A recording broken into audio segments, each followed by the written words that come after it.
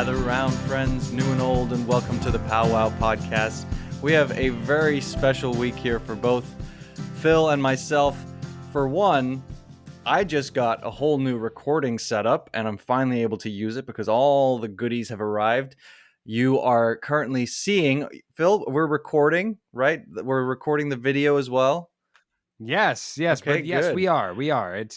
Yes. So you are seeing me now with big old headphones on instead of my little rinky-dink AirPods. And we got a whole new mic. It doesn't glow anymore, unfortunately, but you're probably hearing me a lot more crystal clear than you normally do.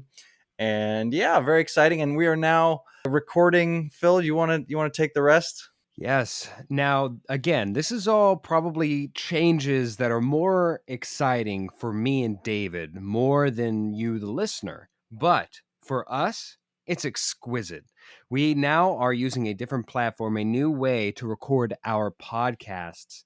And for one thing, the biggest thing that'll probably actually impact you, the listener, a little bit more is we are actually freaking able to hear the interludes in between us. Because before, what we had to do for, again, we'll pull back the curtain just slightly. We had David had to record on his end. I had to record on my end. He'd send me his. I'd go and doctor it all up. And at the end, I'd be adding, the intro that you just heard. Maybe the fireplace segue. Of course, you've come to know the tent assembly going before our main topic that'll end here. But we've now moved to a different platform. And because of this change, we are now not only able to record ourselves while we actually are talking, but on top of that, we're able to hear these segues, these intros, these little musical things. We'll be able to add and incorporate new fun little dings and dongs here later on. It's just very exciting, David. It's very exciting. Not too many dongs. Well, one big dong at least. Yeah, so But there you go. We hope David, we hope it improves the experience for you the listener as well. I should certainly think and hope so. I can't imagine how it would not. But David, I would be remiss if I did not say, in listening back and going back and editing last week's podcast, I finally I remembered and I saw that I like a trash compactor gargled and took the entire beginning chunk of time for me and my wedding plans. Please tell the people, take the time. The rest of the time is yours. How was Oh, your week? my week. It was okay. I've been on meds, which has meant that I can't drink alcohol, which is more just frustrating when you have friends over and everyone else is talking about how delicious the wine is and how it goes so well with the food, and I'm there drinking water.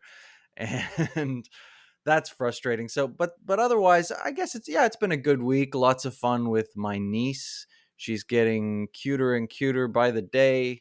It's just absolutely amazing and very exciting. The NFL season started, which is Whoop, fun. whoop. My second season that I'm really like fully into it.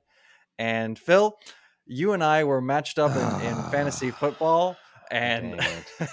I was and hoping we me, could get past this. the newbie, I absolutely destroyed you. You did. You did. Yeah, And on your it was home it turf. yes, yeah, of course, for whatever little that matters. But I will say, if we're going to get down into the weeds just a little bit before we move along here, you had an impressive outing.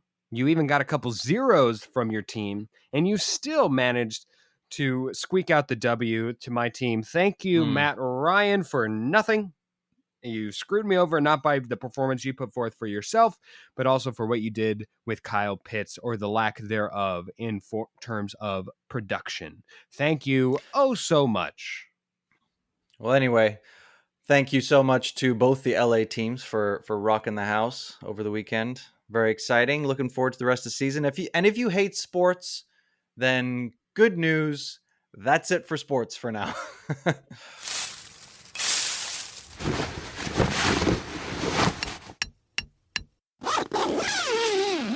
It is time for our main topic, and we are thrilled to be joined by a good friend of mine, Shawnee.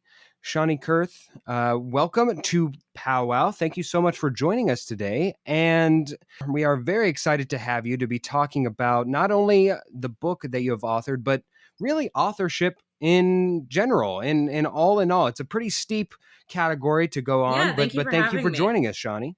Yes, absolutely.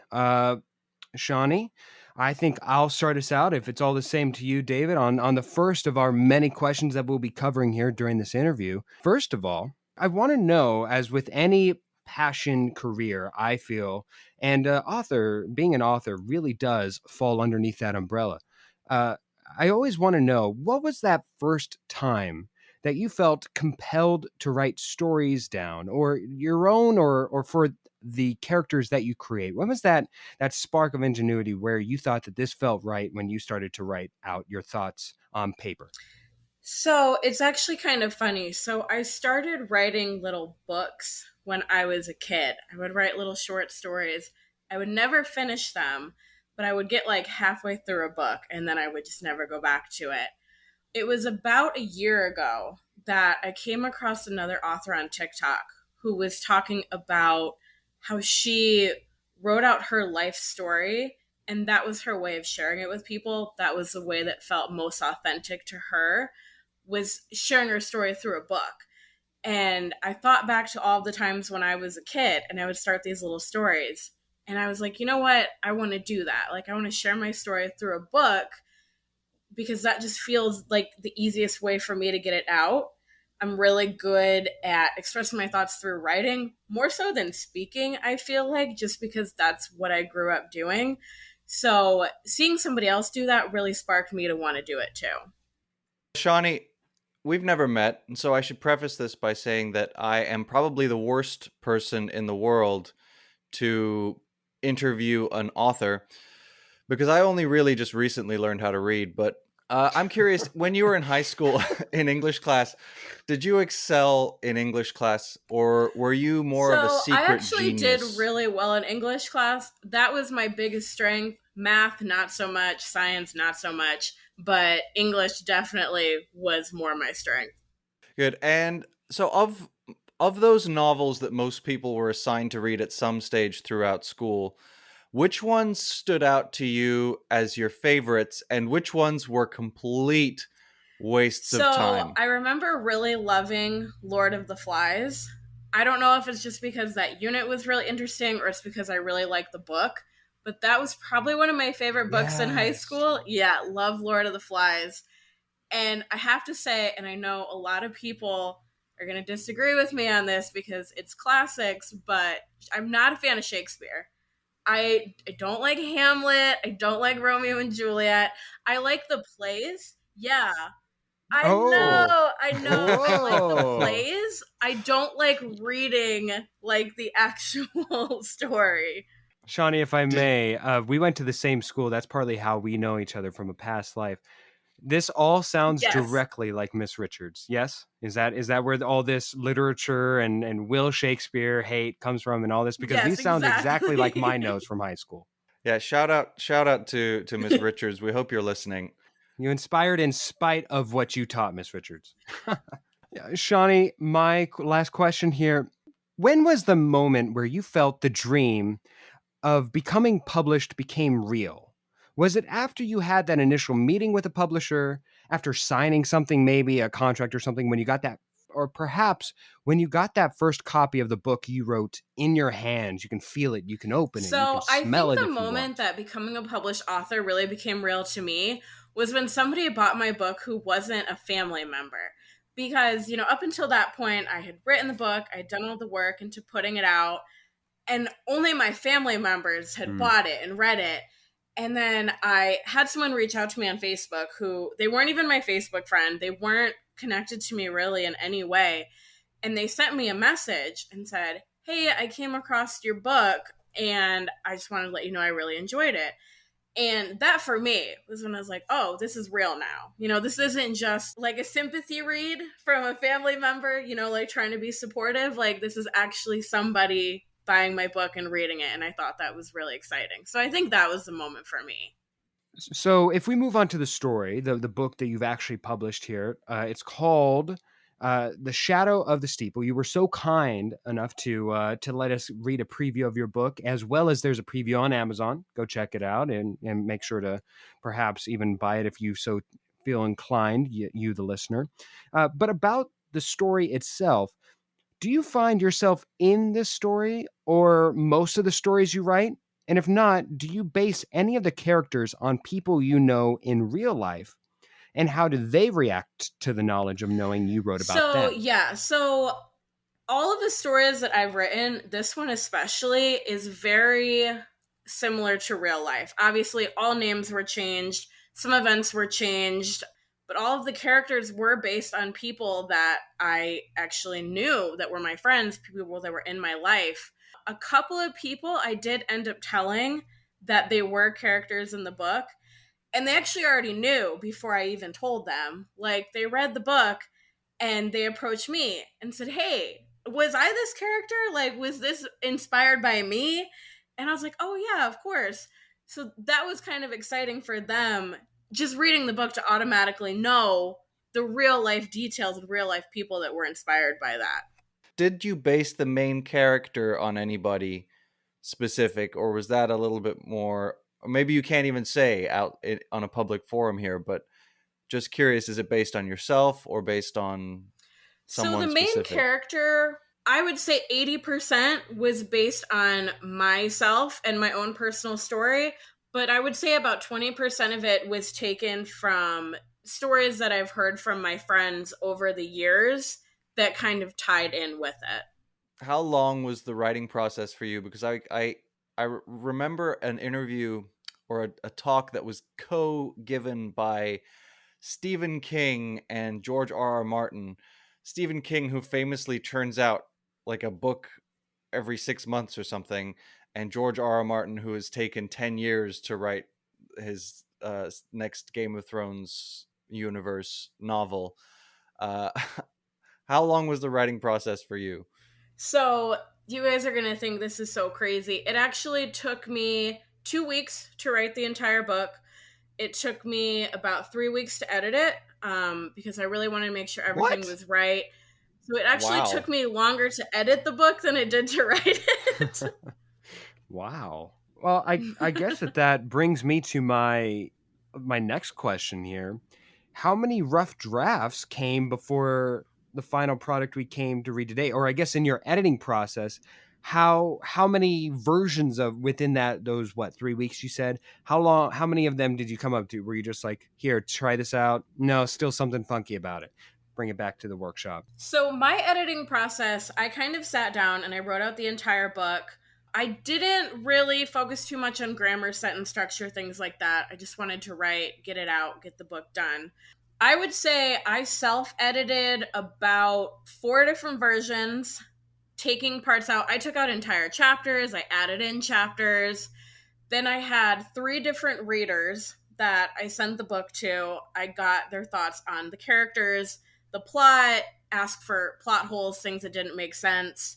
And then I took it back, revised those edits, did another grammar check, sent it back to them, had them read it over. So it was really a lot of going back and forth, just making sure that everything made sense and there was no points in the plot that would confuse people, and also making sure I didn't have a million grammar errors, because I know for me, if I read a book with a lot of grammar errors, I'm putting it down immediately.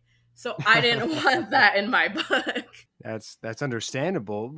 Speaking about what you want and don't want in your book, how difficult was crafting the ending for you? You don't have to give away what the ending is, but more so just how long did that idea take you? Because did you always know where the journey was going to end, or are there other avenues you decided not to explore in concluding the story? It sounds like it's more based off of a real thing, so maybe it was already predetermined for you, just how you wanted to word it.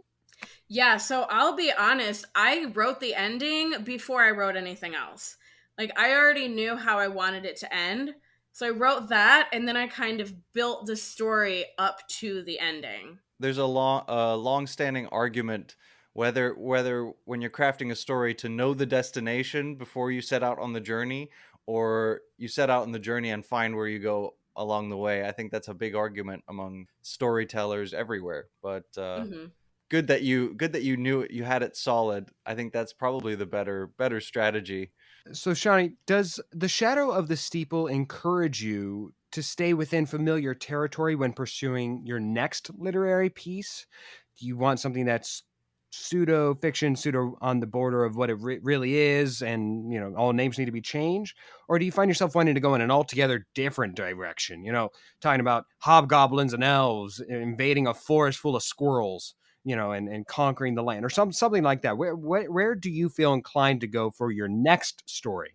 So, my next story, I do want to do another like realistic fiction story, but I do also have story ideas that are a little more out of the realm, a little more fiction based, kind of exploring the imagination a little bit more. So I definitely do want to get into that because I feel like those are really exciting, like crafting worlds and crafting characters and kind of branching outside of reality. So I definitely want to dive into that as well. A good tag-along question here. Would you rather write a screenplay to be made into a feature film, or have someone else adapt one of your novels into a screenplay to make a feature film? Ooh, that is a really tough question. I almost think that I want to say I would rather write the screenplay for the feature film.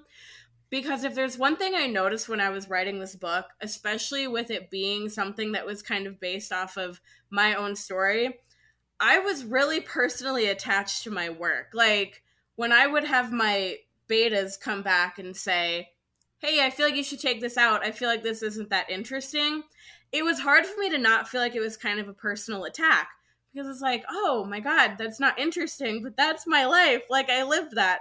So, I think for me having someone adapt my work and saying, "Hey, something's not interesting. We're going to take that out. People won't like that. They won't care about that. They won't care about that character that, was based off of my high school best friend." I think that would be kind of hard for me. So, I think I would prefer to write the screenplay. Fair enough. Is there anywhere in the world where you hope that writing will take you, whether it be a cabin in Canada to write more in a more secluded environment, or on a book tour through, I don't know, Australia, whatever it may be? Is there anywhere in the world that you hope that writing takes you? I would like to, once, travel is back up and we don't have COVID slowing things down, shutting things down, I would like to do more travel through Europe and have adventures there to write about. I feel like just having a different scene, a different setting, a different atmosphere would really inspire me to write better, different books. So I would like to, if not Europe, at least leave, the continental United States and just kind of write from a different perspective. Shawnee, for my last question here, I think it's safe to assume that most authors of any genre would love to be as accomplished as to become published as you have. After hitting that pinnacle, what will be the next mark of success for you in your career? So for me, I would say having more than one book published is really monumental for me and for a lot of other authors. You really don't see success until you have three, four books published. I've heard that from a lot of authors that I've been speaking to. They said, yeah, like you'll see some success with your first book, but people don't really start to recognize you as an author until they've been able to read a few of your books and they're feeling attached to you. They're feeling attached to your style of writing, your characters, things like that. So for me, feeling really accomplished as an author will be having those three or four books out and having people be familiar with me as an author and not just one book that I've written. Shawnee, are you writing anything at the moment? Yes. So right now I'm working on another book. I'm hoping to have it out by the end of this year. I did end up moving kind of unexpectedly, which threw me back a little bit, unfortunately. The end of this End of year, this year is the hope. the end of this year, the last one took. Where's that 2 week I know what 2 week happened to timeline? the Come 2 week on. crunch over here. The end of this year. I know. And I was It's going to be an I was doing anthology. so good too. Like I was really cranking it out. I was getting really far, and then I decided to move. And moving just throws a wrench in everything. I think now that I'm settled in, Yeah, it it'll look a really little does. better. As soon as you take a step back from something like that, then all of a sudden it gets so hard to get back into it. Yeah. Mhm. I think that's something that a lot of artists share. You know what, Shawnee? This has been phenomenal. I'm curious, would you be open, and feel free to say no, would you be open to coming back sometime in the future, maybe after you finish book number 2 and judging a story contest between me and David in the future? You know, you provide us some basic character names, a setting and a story, and then me and David would do our literary best to impress you and the powwow audience, and you could help judge whose story was better. Oh, Would you be willing to do that for us? I would be so down for that. I'm really excited to see what you guys can come up with. Maybe you guys can end up being published authors. Oh, well, yes, we have a connection. We have a person on the inside right here. So, all right. Well, speaking of, we got a person on the inside. Let's close this up. We'll move along through the rest of the podcast, but then we'll come back for a game. Sound all right, Shawnee? You can help play a game with us? Yeah, that sounds great. Let's do it. May I help you? You talking to me? I need to talk to you. A little word of advice. Welcome.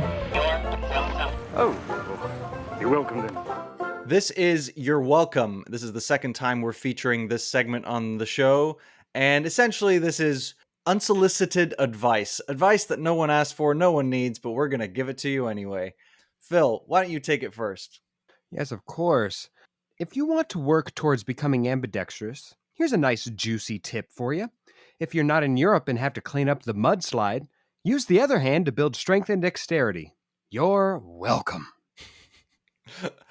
If you're ready to take a new step romantically and you're talking to someone new and they ask you for your Snapchat instead of your phone number, just move on. Move on with your life. You're better than this. Come on. You can thank me later. You're welcome.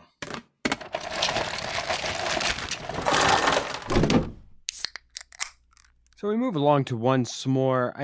At this point, it's now will have been 2 episodes ago, David. Correct me if I'm wrong, but 2 episodes right. ago, yes, we were joined by Nick, my good friend, and of course, we had a fantasy draft. So if you have not listened to that already, go back and listen to that. We got that about 2 episodes ago, and we have all the results here. But we did produce on our promise to bring you, the listener, the audience, in to help determine with us who the winners of these drafts were. We each, Nick, David, and myself, all brought forth a styled draft, and we now have the results 2 episodes later. Dun dun dun. Dun.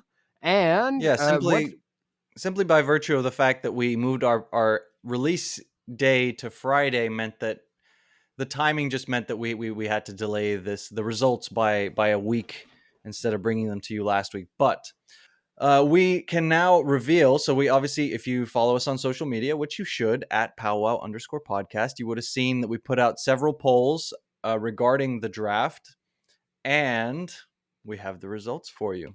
How very exciting. Now, can you, I have not looked at these, David. You have.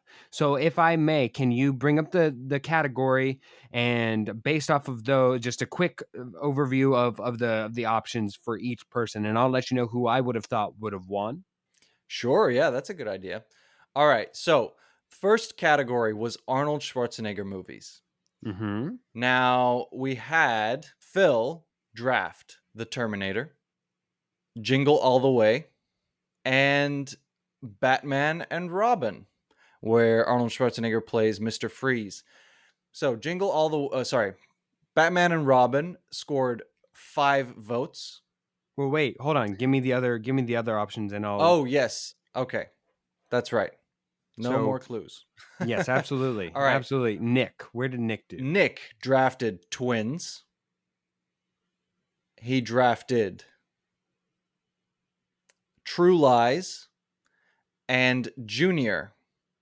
I drafted Predator, Terminator 2, and Kindergarten Cop. If I had to guess, just based off of those quick options here, and we'll speed up here as we go along, I would have to guess your draft, David, the one starring Terminator, or excuse me, starring Predator and Terminator 2, won the day on this draft. We now go into the individual results. Kindergarten Cop, we'll start down at the bottom here. Kindergarten Cop scored 7 votes. Terminator 2 scored 6 votes. And Predator scored 4 votes, leaving my total at 17 yes votes. Phil, Terminator scored 9 votes. Jingle All the Way scored 3 votes, bringing your total to 12. And then Batman and Robin scored 5 votes, which brings Ooh. your total to 17 as well, which brings us to a tie.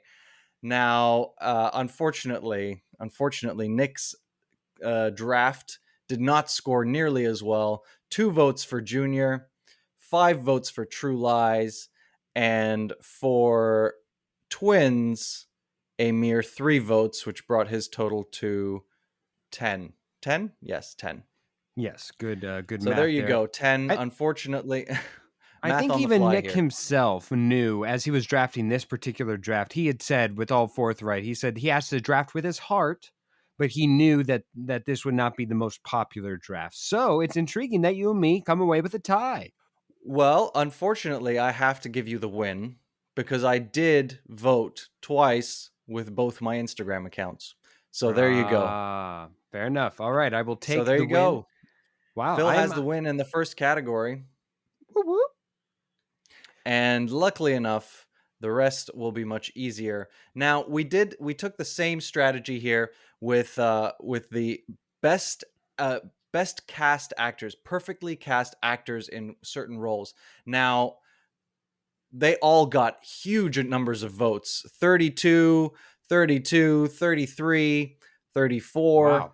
Just insane numbers of votes for each of these. So we took a different approach to it. We asked you guys to vote for each collection, each person's draft. I drafted Heath Ledger as the Joker, Ian McKellen as Gandalf, and Jeff Goldblum as Dr. Ian Malcolm in Jurassic Park. Phil, you drafted Robert Downey Jr. in Iron Man, Robin Williams as the Genie in Aladdin, and Julie Andrews as Mary Poppins. Nick drafted Robin Williams as Mrs. Doubtfire, Matthew Lillard as Shaggy in the live-action Scooby-Doo, and Christopher Lloyd as Doc Brown. Which one do you think scored highest here? I believe that this one I would go the complete opposite. I think I came up to a second. I think because you gave us the votes, I'm going to go that I went second to Nick's winning. Nick actually scored very much last. He got 3 votes Wow. for his collection. I got 8 votes, and you got 10. Wow. 10 You know what it votes. is? So I think aggregates, it had people be given a second place vote. Nick would have scored and fared a lot better. But it was, I think, number one would have been between us. That's where it came I in. think the big one here is Robert Downey Jr.'s Iron Man. That's true. It's just still so current. So for today's audience, it definitely was the winner. All Yeah, right. buddy. Now we move on. Well done. So you've won 2 so far. So far. You are hands down the winners already. The next one was Christmas movies. Now Nick drafted The Grinch, How the Grinch Stole Christmas with Jim Carrey. Mm-hmm. Miracle on 34th Street. Is that the one? Yes, that is. And Elf. I drafted Home Alone, Die Hard, and Love Actually. And Phil, you drafted A Christmas Carol, Nightmare Before Christmas, and A Charlie Brown Christmas. Merry Christmas, Charlie Brown. Which one do you think took the bacon? I think Nick won this one as well. I think you finished like a really bad third. Just because I personally like your list, but I don't think the general audience would appreciate it as much. I could be wrong, but I think that that's where it is. All right. Well, we definitely got some messages of frustration at the inclusion of Love Actually. But you are quite wrong again. I got 11 votes. to your 9. Oh, No, wow. so sorry, to Nick's 9 and your 8. So you So won. I won. I won one. Nice. Congratulations. Victory. It might have been Die Hard. Die Hard is so versatile that a lot of people who love Also, it want it. Home Alone, most of our audience Oh, you're being of a right. similar age to us, Home Alone was Christmas when we were growing up, right? Home Alone. You're right. It's just so That's a good now MVP. Die Hard definitely appeals to some people, especially like I love Die Hard. It's probably my second favorite Christmas movie, but Home So Alone. there we go. We have all the winners from 2 weeks ago. Thank you so much for participating. Thank you, David, for coming in second. And Nick, thank you for joining us on the episode. And we welcome Shawnee Kurth back for our game of the week here. Thank you so much for coming back and playing a little game with us. Well, actually, 2 little games here, Shawnee. Since you are my guest, I will let David explain the game right after we get to know you a little bit more by asking you 3 questions that don't really have to do with the main topic, just kind of getting to know you, Shawnee Kurth, the person. So, David, why don't you go ahead and ask Shawnee your question? Shawnee, as someone who is a big world traveler, I always like to ask people, if I can, where's the best place you've ever been? Where's for vacation, or if you live there, where's the best place that you've ever been in your life? Hands down, best place I've ever been was Yellowstone. If you guys have never been, you have to go because it's beautiful and you're forced to disconnect because you have no cell phone service. It really is an amazing place to go. Yellowstone. I can't. Have you ever been, David? I've never been. I have never been. No, I've though all those flyover states. I have only ever been the southern ones because that's the route I chose to drive when I did my cross country trip. Fantastic. Yes, we'll have to make a note of it because Shawnee said. All right. I will go next. My random question, Shawnee. It's a good one. What food/meal would you say you eat the most or have eaten? I guess I should ask you since you're an author. Ate the most in your life? Which would you say? I would say the food I've eaten the most is honestly just like a good old classic grilled cheese. I feel like I've never turned one down. I'm never not in the mood to have a grilled cheese. And I always have the ingredients for it in my fridge. Yes. Amen. Yeah, so definitely just the classic bread, cheese, butter, done. So simple. But for me, it would be pretty close to grilled cheese or quesadilla. Same version, just across the border. All right, David, you have an interesting little Yeah, nuance to this week's question. Instead of a third question or second question from me, we thought we'd make things a little bit more interesting here. We invited the listener to submit some questions. We got a lot, and I don't think we really have time to go through all of them or even multiple of them. We'll pick one at random. What's the world's next greatest invention? Ooh, that's a good question. World's next greatest invention. Let me think about this one. Unfortunately, I think a grilled cheese maker is already invented. Oh gosh. What would you guys say? I need to think about this one. David, would you care to go first? Well, maybe if I'd been thinking this whole time, but I haven't because the pressure was off me, but now it's on. I don't know how we haven't come up with flying cars yet. I mean, as an engineer, that seems strange to me. I feel like that should be something that people are actually working on. I mean, the roads are so congested. Why are we not trying to fly with our cars? Oh, boo. Boo, I say. That's so blasé. Here, I'll give you a real one.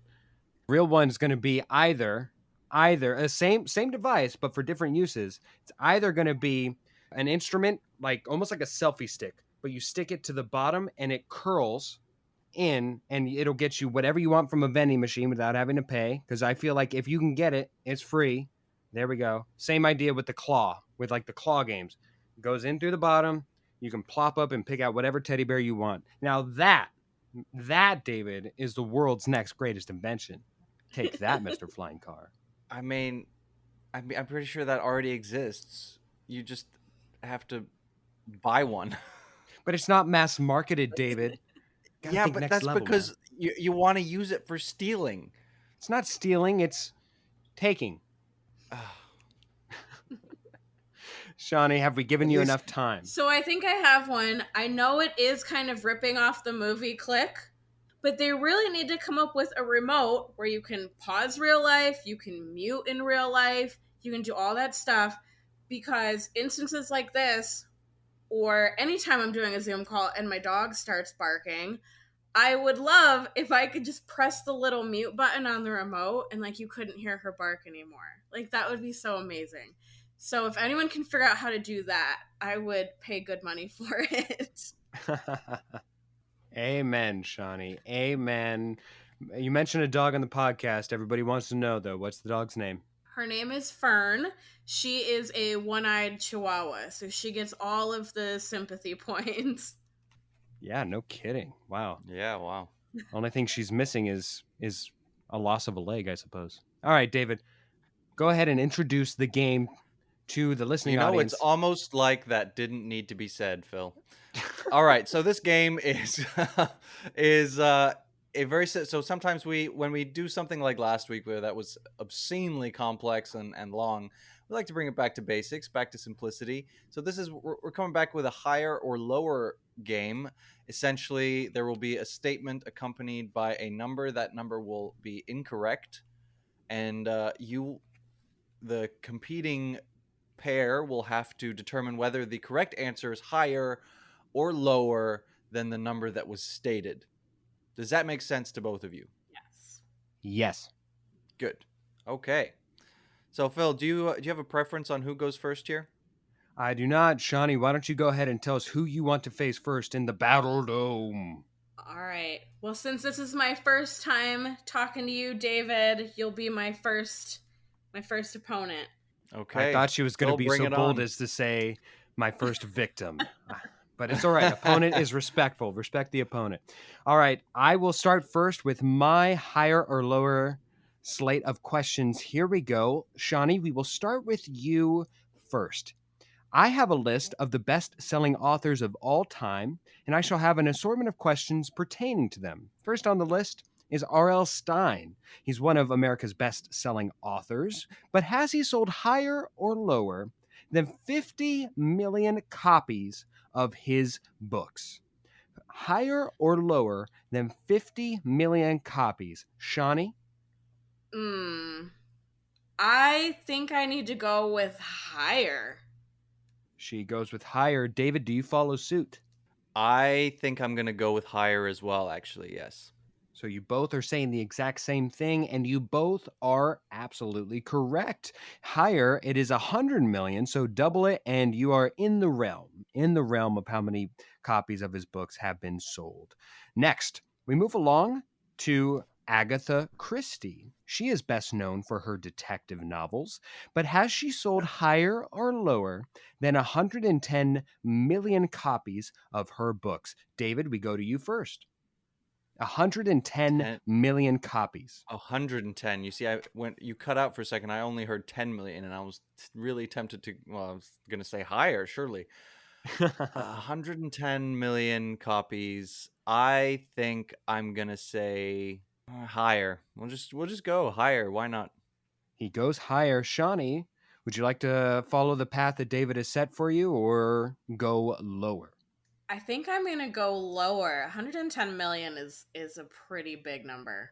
She goes lower, and 110 is a pretty big number, but not as big of a number as 2 billion copies, which is what Agatha Christie is attributed to. Remember, she exists in the land before the internet, so I'm sure more physical copies were sold then.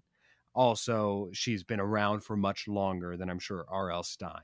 So, with a score of 2-1, David is currently in the lead, but Shawnee goes first and can set the tone for the next question, which pertains to Roald Dahl. He is a beloved novelist, but how many books are attributed with his authorship?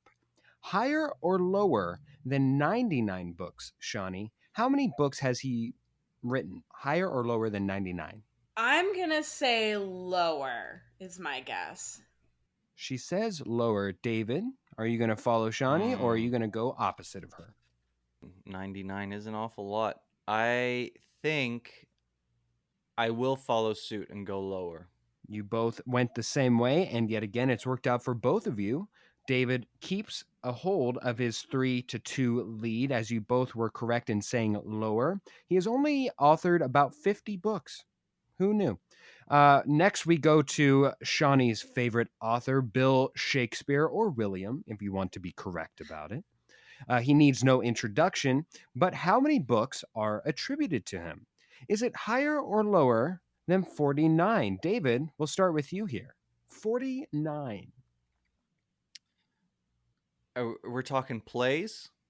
I have it written as books. I know it's written a little weird, Okay, but we're I going don't to go remember. with I don't think he books. actually wrote any books. I am pretty sure that I actually know the answer, and I think it's lower than 49. Okay. Shawnee, what would you care to do here?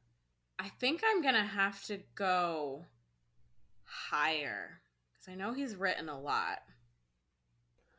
So she says higher. Unfortunately, that does bring us to David's defining victory here by putting it at lower, and he only has authored 42 pieces of work. 49 Yeah, see, being I thought it was like either 42 or 43. yes, Yeah. 42 being the correct one. David wins with 4, securing his victory over Shawnee. But Shawnee will go to the last one here, just for poops and giggles here. How many books are authored by Stephen King? Is it higher or lower than 66? Higher or lower? Shawnee, you first. Ooh, I think I'm going to say lower. Phil, can I? She's going to go lower. David? I guess by virtue of that, Phil, you lose access to your skipping stone because I had the same question prepared for today. Oh, okay, cool. That is a Phenomenal. powwow first, I think. Yeah, it is a powwow first. We've never come to the table with the exact Yeah. same questions, especially never discussing what our higher or lowers are about. But David, I Well, guess then that at means that least you, it wasn't. yeah, at least it wasn't Yeah, off the I top. guess that means that. Yes. At least I prepared an extra one. I Yes. guess. And yes, I think Shawnee, you said lower, which would be correct. It's 63 is the Oh, number of I novels that I he's. have 77, David.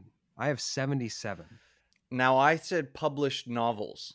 Cool. And I said He also has books. nonfiction things, and he has collections and So screenplays, that's and probably where the others are coming into town there. I So guess so. But published novels, the correct answer is 63. Anyway, anywho, um, regardless. Regardless, regardless, we can move on to.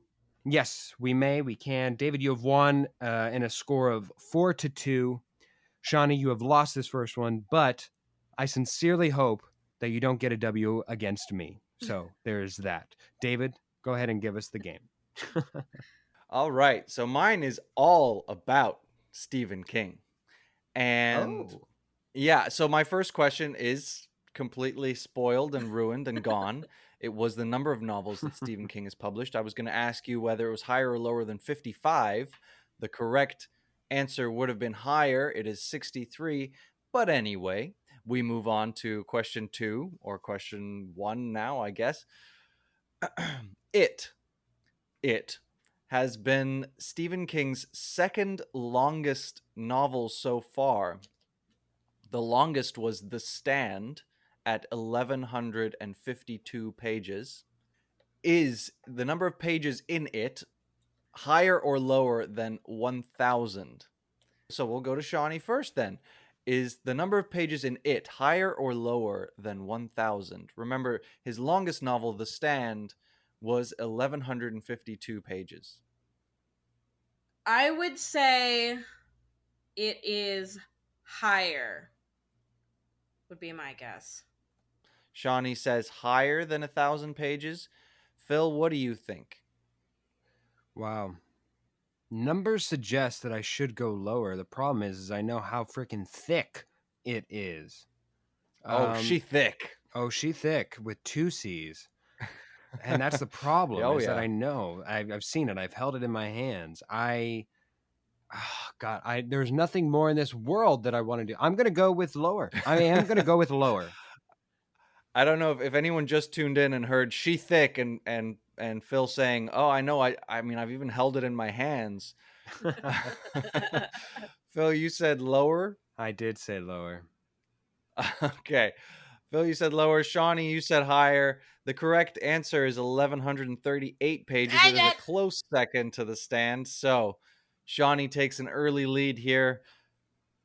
Now, our next question. Stephen King has published some novels under the pen name Richard Bachman. Is that number of novels higher or lower than 12? And Phil, this time, you first. I'm gonna go with lower. I don't think his ego needs that. I think his ego's too big to have that many unassociated works of art attributed to him. I'll go with under. Sure. Solid logic. Shawnee, what do you think? I think I have to agree with that. I think I want to say lower because a Stephen King novel is going to sell more than a novel under a pen name. You are both absolutely correct. 12 was too high. The correct answer is 7. He released 7 novels under the pen name Richard Bachman. Bachman? I don't know. Depends Just when you how think he's saucy you left want to us, be. he's Bachman. All right. It, the 2017 film, worldwide box office gross, is it higher or lower than $1 billion? And Shawnee, we're coming to you first. I gotta say that it's gotta be higher because I know it really brought in a lot of money. So you're going Okay. higher, Shawnee? Yeah, I'm going higher. Shawnee, you went higher on that one? Yeah, I'm going higher. I think so too. My logic remains here that I know it obviously demanded a sequel, and I know that it was a big commercial success. I know it didn't go nearly as well as like Avengers, but that's in the 100 billion mark. I think it did surpass the billion mark, so I too will follow in Shawnee's footsteps. I will go over or higher than 1 billion. 1 billion is definitely seen as a big um Milestone. a big milestone for the box office of any film. And It Chapter 1, 2017 grossed 701.8 million dollars. So there you go. The score stands 2-1 in favor of Shawnee.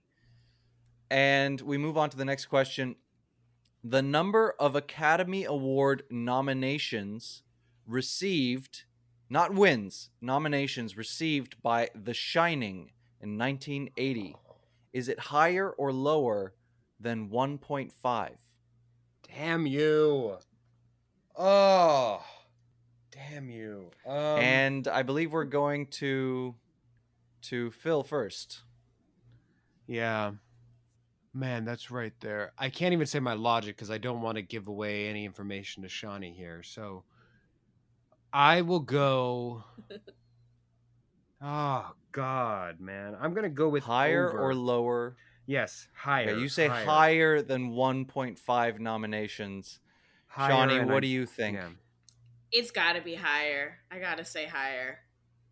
All right, you both said higher. And you're both wrong. It got 0 nominations. Oh, I thought the safe one was Jack Nicholson. When I was looking it up, that was my thought too. And nope, it got 0 nominations. Oh Wow, man. wow, that was shocking. Yeah. I would have thought it would have gotten best adapted screenplay along with My Jack assumptions Nicholson. for nominations would have been yeah, perhaps best adapted screenplay. Would have been best actor for Jack Nicholson and potentially best director Possibly. for Kubrick.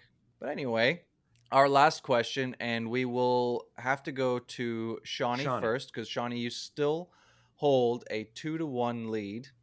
The Green Mile did receive Academy Award nominations, but how many Academy Awards did it win?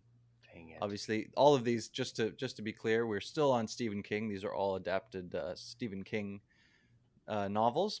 So how many did it win? Is it higher or lower than 3.5? I think I want to say lower because now I'm scared by that last one. All right, Shawnee goes lower. Phil? Let me think about this. I know what's his name won for Best Supporting Actor. I mean, I have to pick higher no matter what, but I'm just trying to see if I can at least reason my way into this and feel somewhat good. I don't think, I think Tom Hanks got nominated, but he didn't win. I think I got Best Director, maybe even cinematography with those special effects with the flies coming out of his orifices. So I'm gonna go with higher and feel slightly confident about this and force a tiebreaker. It was nominated for Best Supporting Actor, Uh-huh. Best Picture, Uh-huh. Best Adapted Screenplay, Uh-huh. and Best Sound Mixing.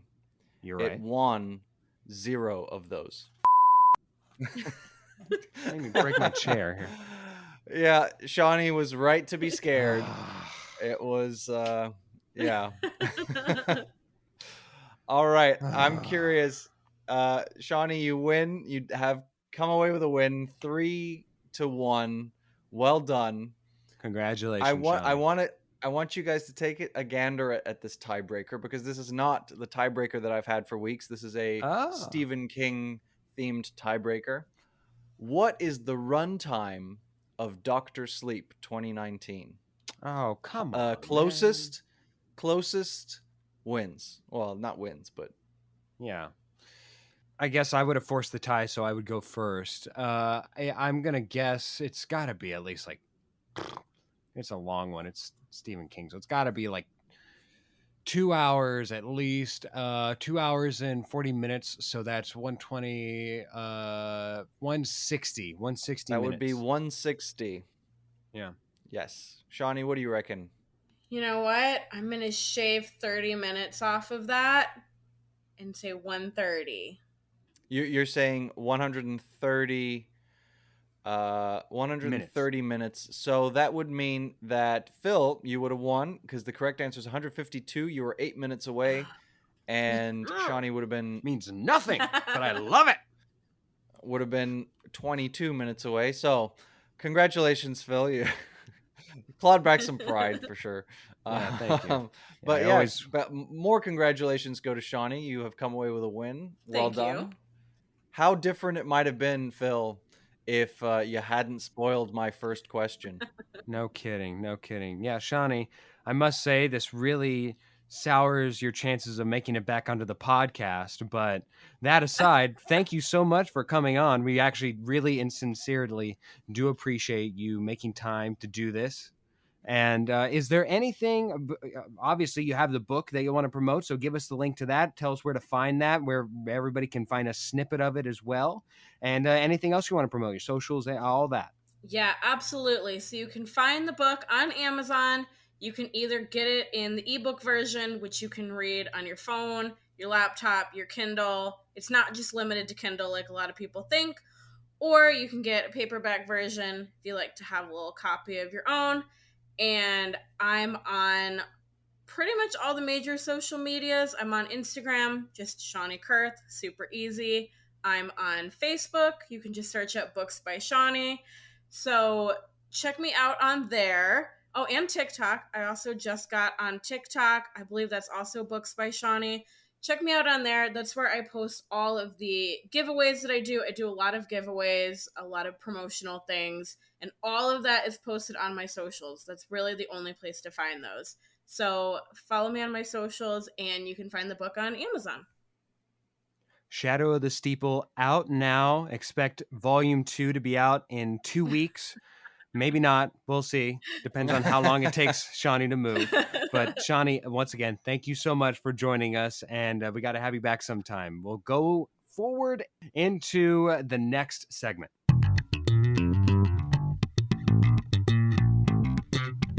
God, it just slaps so hard. It slaps so good, and we get to hear it live. That's probably the most exciting one. That and the intro are very exciting. Absolutely. Yes. Well, The only thing that could top it was when Jake actually came on and he played it for us Yes. live in the moment from his bass that he had also plugged in. Oh, that was really special. That was good. That slaps, of course. If you've been a regular listener, you know where this goes. We just pick our favorite cinema selection of the week, or in my case, themed. And I will start us out here, David. I wanted to theme my selection this week as per the use. So I'm going to go with Best Day of My Life by, do you know who? Do you know who, David? I think I do in the dark recesses of my mind. It's there, but I can't tell you right By now. I the, couldn't tell you. Sorry. yeah, by the American Authors. The ultimate dad joke. Okay. No. There we go. All right. Well. All right. So I'm struggling here because I've had a song on my That Slaps section of my notes here for quite a few weeks, but you know what? I'm not feeling it that hard. I'm not feeling it that strongly. So I'm looking up my letterboxd right now, and I've seen a couple movies this week. I saw Tropic Thunder for not for the For first the time, first but that time. was What no, a not joy. for the first time. Oh, Not for okay. the first time. But a revisited, if you would, and it was it was special. It is a very interesting movie. I saw Rambo for the first time. Rambo I First still Blood. I still haven't seen it, but okay. Yeah. I saw Pitch Perfect 3 for the first time. But you know what? I saw a very good movie with Kevin Costner, and it's called Let Him Go. It's a 2020 film. Or was it? Is it a 2020 film? Yes, it's a 2020 film, and it's about a set of grandparents who they see their grandson who's got a stepfather now, who's abusive, and they've taken the grandson away, and they go and track him down. And it's a very good movie. I enjoyed it very much. Let Him Go. That slaps. We, of course, have some thank yous to throw out. We'd like to thank Cass and Crossland and Jake Corlang for the intro and outro music and the bass line, respectively. Thank you guys so much. And thank you to Phil for putting together some new stings for us. And you're going to hear some new ones coming in the few weeks where we're going to introduce some new segments, hopefully. Yes, absolutely. I'm very excited about next week's. But this week specifically, hopefully you enjoy it. If not, you don't have to listen to it all that often. Anyways, but thank you, David. I will also thank Tara Amstead for her wonderful graphical design work. We try to incorporate it everywhere we can. Looks beautiful. I'd say it tastes beautiful, but I don't lick the paint. Next, we move to Josh Hans for thank you for some of his wonderful musical interludes that have already graced the podcast. They are classics and we love them. Thank you so much, Josh. And of course, we want to thank you, the listener, for tuning in. We were very excited about this episode using our new software and our new hardware, all of that. Follow us on Instagram at POWWOW_podcast. We post a lot of promo videos on there, and there's all sorts of fun stuff on stories every now and then to interact with. And tune in next week. You can see white bears and you can see brown bears, but you ain't gonna see any blueberries.